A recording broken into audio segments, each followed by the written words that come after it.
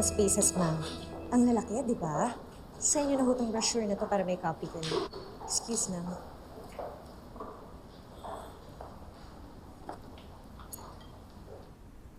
Paolo, ano ba?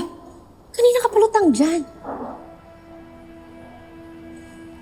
Kung ganyan kababa ang energy mo, baka lalong walang magka-interest na client sa property na to. Pasensya na. Marcia and I had a big fight. I just can't get it out of my head. Try harder. Dahil kung hindi, baka magsilapitan ng mga client sa hambog na yun. Careful, Jasmine. Sander?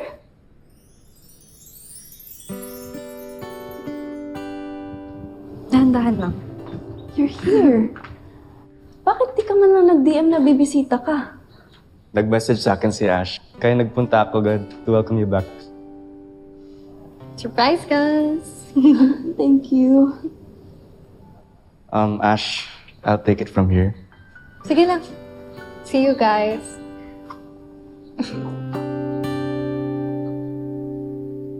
Alam niyo ba kasi kung ano yung nakakatawa?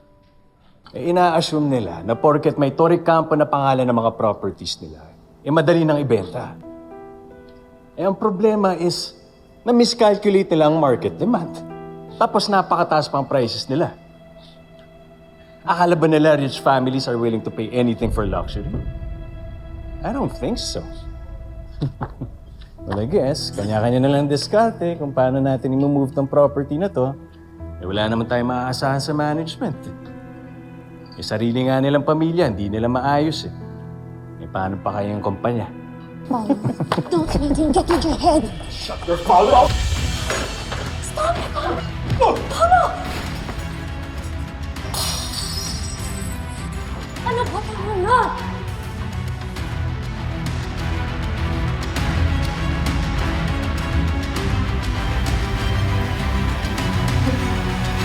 Umalis naman tayo dito.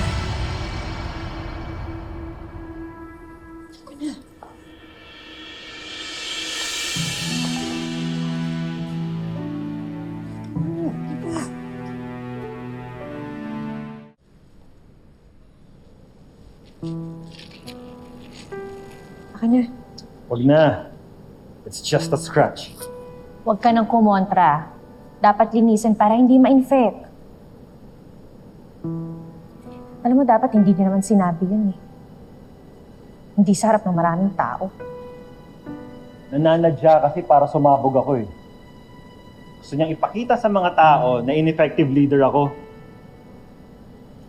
Paolo, alam kong marami kang pinagdadaanan. Ikaw naman kasi, hindi mo naman dapat kim-kimin lahat. Ayan, sasabog ka talaga kapag ganyan.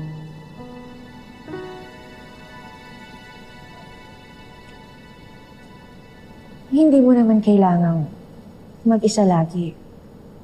Nandito ako. Kung kailangan mo ng kausap, makikinig ako sa'yo.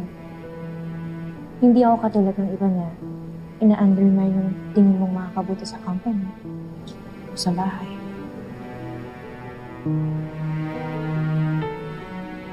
Buti ka pa.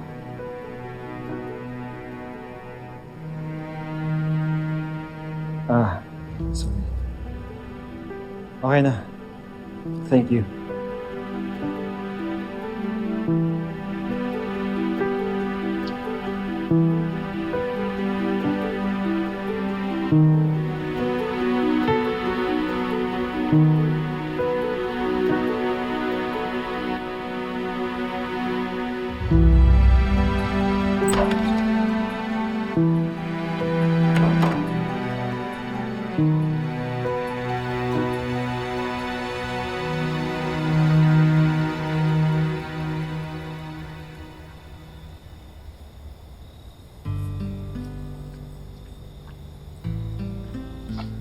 Anak, malamig dito.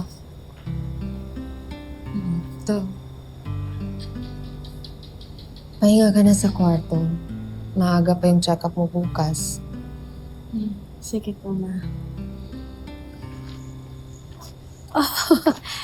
There you are, Jasmine!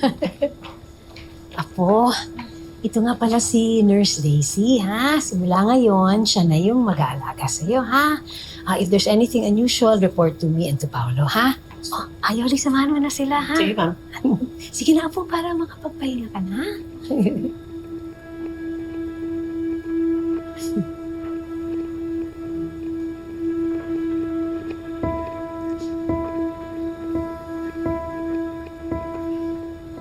I appreciate po yung concern mo.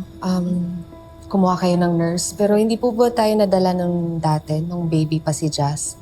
Yung nurse niya, imbis makatulong, naging pabaya po. Margie ba ito? Highly qualified ito. Naniniwala naman po ako na kaya kong alagaan ang anak ko. At tumutulong naman po si Manang Yoli.